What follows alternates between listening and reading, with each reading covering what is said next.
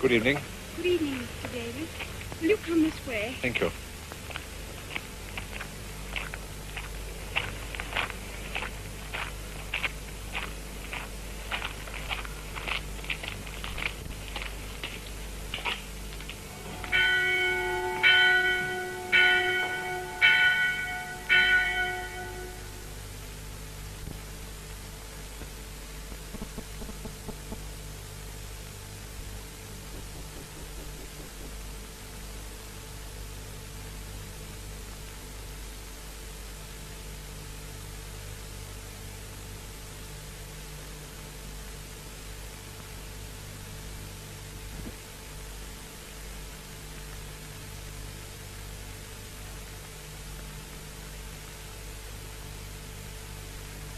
Here, on any other day, you'd find that gate down there, through which I've just passed, double locked against you. Your only means of communication with the people who live inside these walls will be through this grill. But tonight, by special permission of the Holy See, you can enter as I've entered, as our television cameras have entered, to see this convent and the sisters, 19 of them altogether, who've dedicated their lives to work and to pray for the greater glory of God. Now, as you may know, there are two main orders. First, the active orders. Those are the nuns who go out to work amongst people, to do missionary work, to do works of mercy, to teach and to nurse. Now, in this particular, look after people who are sick and ailing, no matter if they're Catholic or Protestant, who suddenly find themselves in need of help. In this particular case, this little sister of the Assumption is going to work for a family whose mother is ill in bed, the father is out at work, and there's no one to look after the children at all. The little sister, in addition to attending to the mother, undertakes all the duties of the house, as you'll see in a moment. The children look as if they're glad to see her. She prepares food for the children and for the husband on his return from work. And apart from that, she sees to the cleaning and the washing up, and indeed takes the place of the mother in the home until she's well again. She is the mother to these children while she is there.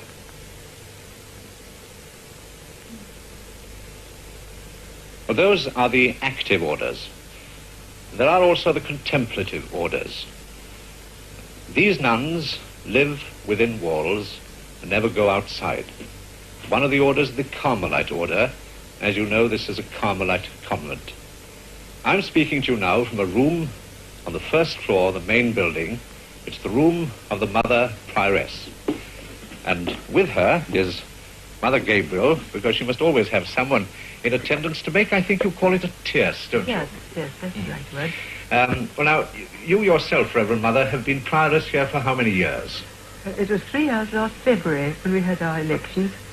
We have elections every 3 years, you see. If the sisters can choose their own superior, once they have chosen her, they give her their entire loyalty. And after the first 3 years, we vote again. If they still want the same one, they can re-elect her, but only for another period of 3 years. After that time, she goes into the ranks, just like one of the other sisters, but she keeps the title Mother. So Mother Gabriel and Mother Catherine have been prioress, you see, and myself, that's all. I see. The first thing I saw, of course, when I came to your convent here at Prestine was the wall that surrounds it. Yes. One of the first noises I heard, of course, was the sound of the double locks being unlocked. Now, why is it that you choose to lock yourselves in here? I think you've chosen the wrong expression, Mr. Davis. We don't really lock ourselves in, you know. I wouldn't call it that. I think we lock the world out. In the very old days, you know, even in the pre-Christian days, men used to dedicate themselves to God and go out into the solitude of the desert. It isn't all that easy to find a desert nowadays with all the everything that breaks into desert life. So we create a desert for ourselves, building a wall round, you see, but it keeps the world out. You say building a wall, and that I gather here at Prestine was literally true. You did not only build your wall, but you built part of the convent as well, didn't you? Yes, we did here. When we came 8 years ago, the house, it was an old house, you see, rather dilapidated, and we couldn't fit into it. We had to build a choir and a chapel and a sacristy, and we hadn't any money. Somebody gave us 10 shillings to get the materials, so we just had a shot at building it ourselves. It was rather chaotic at first, but by degrees we got over the troubles, you know, and Mr. Pugh, a big bricklayer in the town, taught us the elements of bricklaying and concrete mixing. Because otherwise you'd had no experience whatsoever. Oh, no, none at all. We mugged it up in books a bit, too. And making a roof, after all, is quite a business, isn't it? Yes. Successful, would you say? Yes, it was very successful. Rain didn't come. It was one of the easiest parts, actually, to do. Yes. And the building is still going on, isn't it? Yes. Oh, yes, we're building now, but it isn't quite the same sort of building because we're no longer using concrete blocks. We're building in wood now. It has the monastic cloister with cells off it, one for each sister. This is the cloister garth? Yes. And built of wood, of railway sleepers. Railway sleepers. Now, the railway sleepers I know usually have rather large holes in them, haven't they? Oh, the boat holes, yes. Rather, haven't they? Oh, yes, we have to bung up the holes, you see. Yes. All the sisters can join in that. They poke paper into them, very strong in their fingers. Bunging up the boat holes? Bunging up the holes, yes. Until these new cells are ready, you're living in these huts on the lawn? Yes. Yes, they're little garden sheds. We had to get those when we first came so that each sister could have a cell. As I told you, the house wasn't big enough. But you'd be quite happy to leave them, I suppose? Oh, no. No? Oh, no, I don't think so. We simply love our huts, those kind of cells. Inside, of course, they're very sparsely furnished. Yes, just the old and the new. Yes, just the minimum. There's a black cross. I'm going to refer to that black cross later on, Mr. Davis. And then below the cross, on the left, you'll see a holy water stoop. And below that is the bed. There's a pillow, and a storm lantern on the right, you see, as we used to light ourselves across the lawn to bed, and a jug of water, and the bookcase is, in that particular cell, it's an old orange box. You have to make do with what you can get. But no heating? Oh, no. Well, there's no sort of permanent heating. In the winter, when it's very cold, each sister, after matins, goes to the kitchen and takes a hot brick out of the oven. We take those across, wrapped in paper in some sort of a cloth bag, you see. There's the bed. But otherwise no heating in the cells at all? No. Don't you ever suffer from colds? Do we? No, I don't think we do. Very much less than we did before. No, because I think, you know, it's probably the creosote. It acts as a kind of disinfectant, doesn't it? The creosote? Yes. Mother Gabriel is infirmarian, so she would know. But you are suffering from a cold at the moment, Mother Gabriel. It's only the second since I've been in Carmelite, Mr. Davis. It probably means that the huts need a second coat of creosote, I should think. Well, now this, Mother, is really, to a person like myself, a hard and an austere life. There is no physical attraction whatsoever. What would you say prompts a girl to become a nun? Oh, nothing else but a very, very strong sense of vocation. She wouldn't be drawn to it in any other way. It's just a certainty that she's called to this kind of life. It's everybody's life, you see. No, and having been called, of course you don't, as it were, become a nun overnight. There are many stages, aren't there? Yes, indeed there are. For the first 6 months, we call her a postulant, because she's asking, you see, postulating. And then she wears ordinary clothes and moves about among us, does all the same things that we do. But we're looking at her and she's looking at us. And at the end of the 6 months, if she still wants it, and we vote. The chapter nuns vote for her. If she gets an absolute majority, she's received into the order with a very solemn ceremony of a clothing.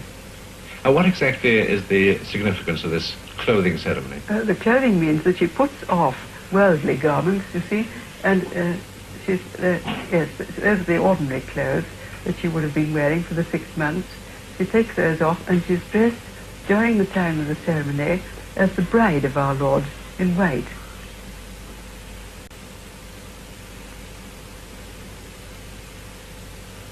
And as a bride, you see, we wear... perhaps you'd be interested to know that sometimes the hangings on the altar in the church are made from the dress she wore as a bride. Very often the train. And she now reappears as a bride? Yes, with a little train bearer as a rule.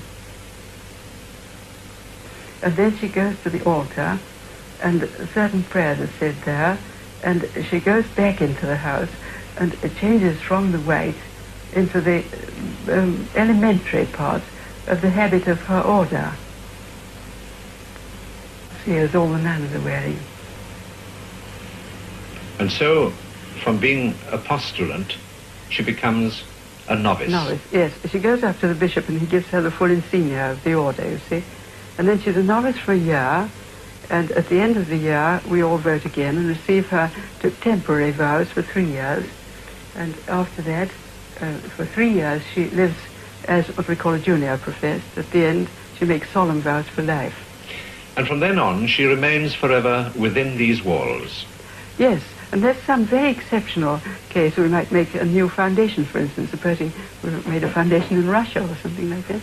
But supposing her mother was old, was ill, and there was really no one at all to tend her, would she then be released? She could ask to be. If there was a real need, it would be examined very carefully to see if it was a need, but the natural law comes first, you see, before her religious life, and so in that case she would apply to the Holy See, as they've given you permission to come inside today, and she would ask to be to go out for a time to look after her sick relative or whoever was in need, and then come back. Supposing, apart from that kind of situation, that a girl, after taking her solemn vows, came to the conclusion for some reason or another that this was not the life for her, would she then be released? It very seldom happens, but I'm sure everybody who's looking in tonight must have heard of Monica Baldwin. Yes. And her leaping over the wall.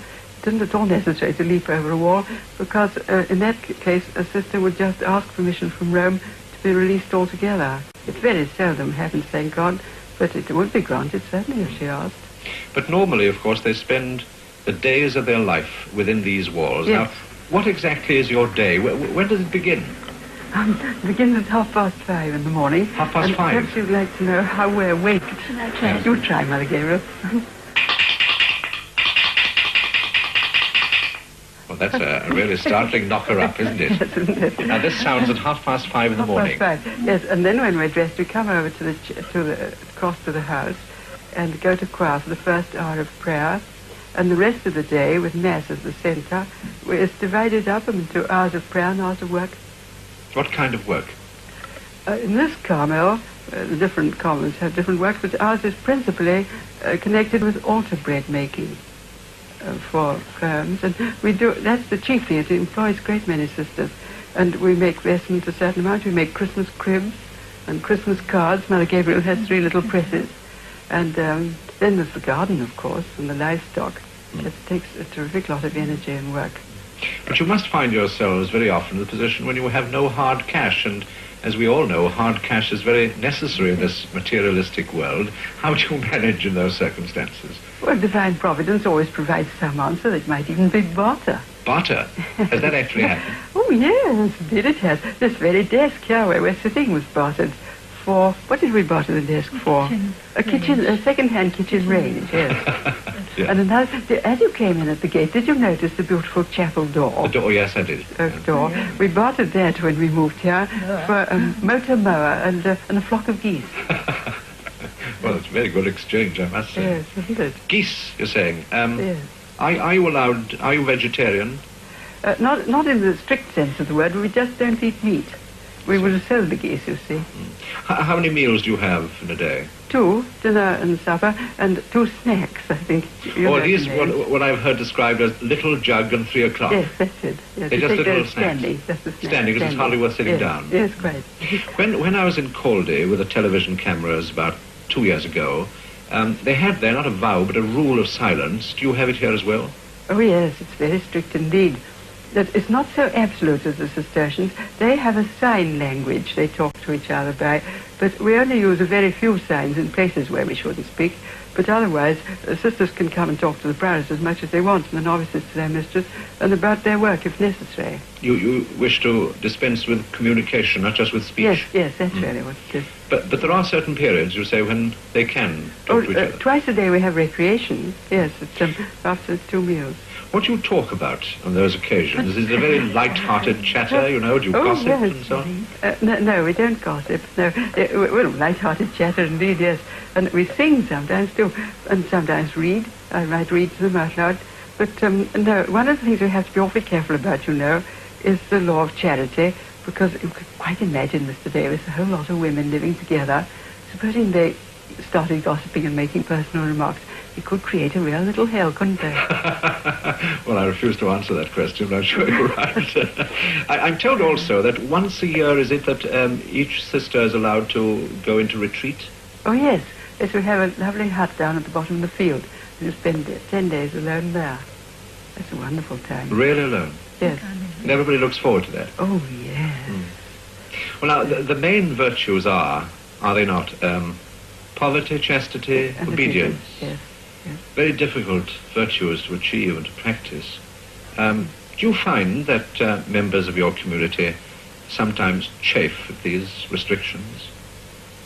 No, not chafe. Certainly they find it hard, because you must realize we come here to meet trouble and overcome it, not to run away from it. I tell you what, Mr. Davis, would you like to come and ask them individually? They're all at recreation now. In the community room? Yes. I'd like that very much, if I may. Yes, Right.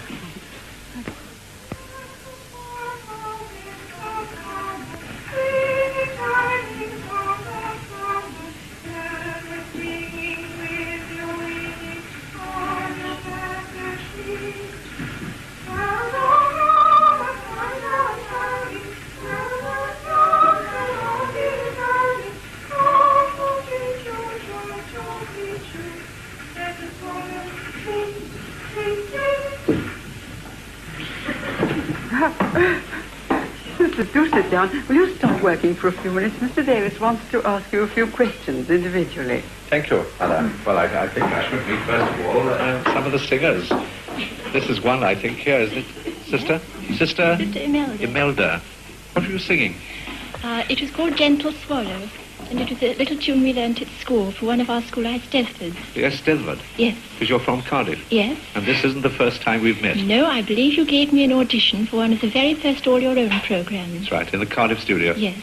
You appeared in All Your Own, didn't you? Yes, with my brother. Well, now, with your brother, that's right. Now, how old were you then? 12. And that was how many years ago?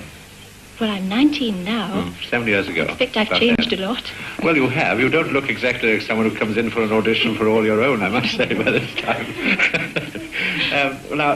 Were you at that time, you know, when you were 12, had you then decided that you wanted someday to become a nun? No, I hadn't thought of becoming a nun then, but when I was about 13, I found at home a copy of the life of the young Carmelite saint, Therese of Lisieux. And the Carmelite life attracted me so strongly that my conviction then that God was calling me to Carmel has never left me since. What did your father and mother say when you told them this? Well, they knew that it would be the hardest sacrifice that they would ever have to make. But I think that at the same time they felt the wonderful happiness that comes from giving a child to God. And when my brother was asked once how he would feel if his sister became a Carmelite, he said, I should feel very honored. Were you allowed to go immediately? No. Daddy thought it would be best if I went into the world to have a little experience before entering such a strict order. Yes. So after taking my school cert, I remained only 2 terms in the 6th form, and then I ventured out into the world because I thought it would be well worthwhile if it meant coming to Carmel a little quicker. For a job? Yes. What job did you have? Income tax. Income tax? That's enough to drive anyone out of this world, isn't it? I agree. I feel like that very often myself. Do you see your father and mother often now? Yes, they've been to see me about 4 times since I've been here. Do they come to that little parlour that you have and speak to you through the grill, Yes. and you to them? Yes, only we feel just as if we were all at home together. You never touch them? No, that doesn't make any difference, though. At all? No.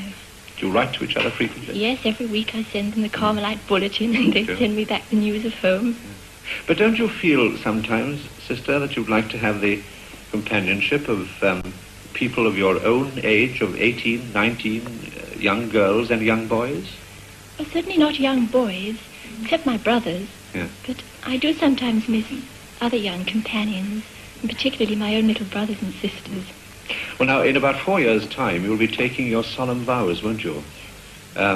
This will mean that you're going to live here, within these walls, in this place, for 50 or 60 years. Lovely. Lovely. Oh, yes. You feel you're old enough to make this decision? Yes, because, you know, many girls are married at 19, and they're prepared to spend 50 or 60 years with the man they love. And so for me, the idea of spending my lifetime with my heavenly bridegroom, whom I love much more than any girl could love her husband, gives me the greatest joy. Since you've come here, you're perfectly happy. Oh, yes. You look happy. You sing happily. And so did your... Who was singing with you? Sister Mary of the Cross? She's my angel. Your angel? Yes. Well, she's got an angelic voice like you, but why do you call her an angel? Well, she looks after me and teaches me how to do things as a novice. I see. Well, she's not only an angel, but she's also a very good milker, isn't she? Yes. I saw her yesterday. I'll go have a word with her about that. Oh, she's here with Sister Flora, isn't it? Yes. You were both milking yesterday. I saw you. Yes. We were. Yeah. Yeah. And jolly good milkers you were, too. Yes. I wanted to ask you whether you could milk. Well, as a matter of fact, I can, because I was brought up in Carmarthenshire, which is good farming countryside, and I used to be a very good milker. I wouldn't dare to do it now, especially in front of you, because you're so good at it. But still, you'll be relieved to know that I'm not inexpert. No.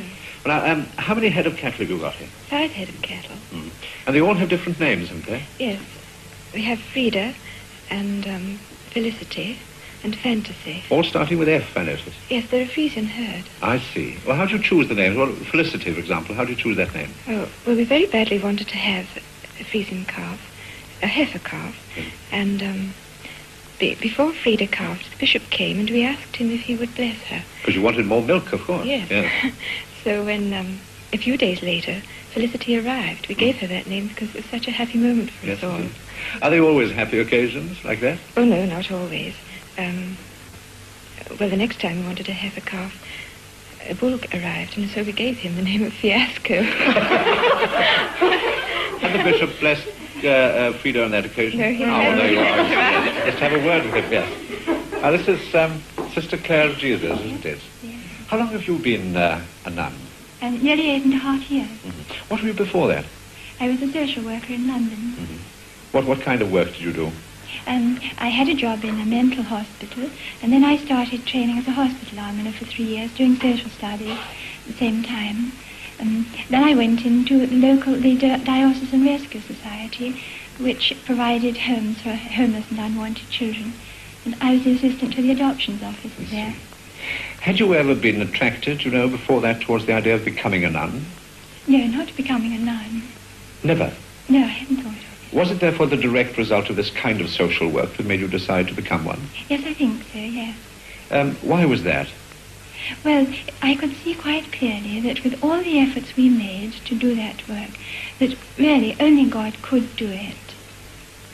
Well, yes, if I may ask you, Sister, I'm sure, there are probably, 5 or 6 million people watching us at this moment. I'm sure somewhere there's a little woman who's sad and unhappy, and her life is empty, full of frustration, disappointment. I'm sure she is saying at this very moment, Sister, I'm sure you're a very good woman. I'm sure you believe in what you say, but I need help. And how do you think that you're helping me by living here within these walls, away from the world? Well, it's because we take everybody's sorrows and sufferings and frustrations, and we present them all before the throne of God, because only He can help and heal and comfort them. But couldn't you do both? Couldn't you live in the world and help these people and pray at the same time? Well, I tried it. And it didn't work? No, it's not enough. You must have the complete dedication to do the work most fully. And you believe that people like yourself must dedicate yourself to this life of prayer and meditation? Yes, I do, certainly. And in doing so, you believe sincerely that you are helping people in the world? Yes, I do indeed. Thank you, Sister. And thank you, Reverend Mother, very much. Oh, I'm so glad you're pleased, Mr. Davis. Excuse me a minute, sisters. It's time for the Savvy Regina. So will you all go and put your coats on, and I'll join you in a minute. Well, Mother, we're very grateful indeed to you for allowing us to visit your convent and for giving us the great pleasure of meeting you and members of your community. Now, I do hope that television hasn't been too overwhelming an upheaval for you here. Well, I must say it was a pretty grim prospect, Mr. Davis. Yeah. But actually, it hasn't been like that. I think we ought to thank you, you know, because you've made it so easy and pleasant for us. And I think I can speak for everybody that it really has been great fun. Good. We've quite enjoyed it. So you won't think I'm rude, will you, if I tell you that we'll find it still more pleasant to double lock those gates tomorrow. Yes. Yes. And come back to the life and the work you see that we've undertaken for your sakes. And now you're going to sing the Salve Regina. Yes. So we're going to finish off the day, finish off the television program, I mean, in the way we always do finish off our day. So I must say goodbye now, Mr. Davis, mustn't I? Thank you, Reverend Mother, and goodbye to you. And thank you very much indeed.